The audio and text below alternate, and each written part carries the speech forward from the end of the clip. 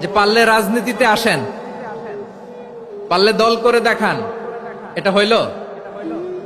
আমি কি এরকম কোনো কথা বলেছি? না। আমি একজন মুফাসসিরে কোরআন, আমি একজন আলেম, এর বাইরেও আমার সবচেয়ে বড় পরিচয় আম আ সিটিজেন অফ বাংলাদেশ। আমি বাংলাদেশের একজন সাধারণ নাগরিক। আমার দেশের যে কোনো সমস্যা, যে কোনো ইনকনসিস্টেন্সি, অসঙ্গতি নিয়ে মত প্রকাশের স্বাধীনতা আমার আছে না নাই? আপনারাই তো বাক স্বাধীনতার কথা বলেন, ফ্রিডম অফ স্পিচের কথা বলেন, বাক স্বাধীনতার কথা বলেন।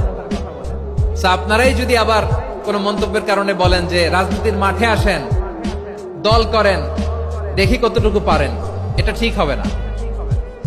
তাই প্রিয় ভাইয়ের, আসুন আমরা দল মত নির্বিশেষে কাঁধে কাঁধ মিলিয়ে সোনার বাংলাদেশ গড়ি, দুর্নীতি মুক্ত বাংলাদেশ গড়ি, যে বাংলাদেশের জন্য রক্ত দিয়েছে আবু সাইদ,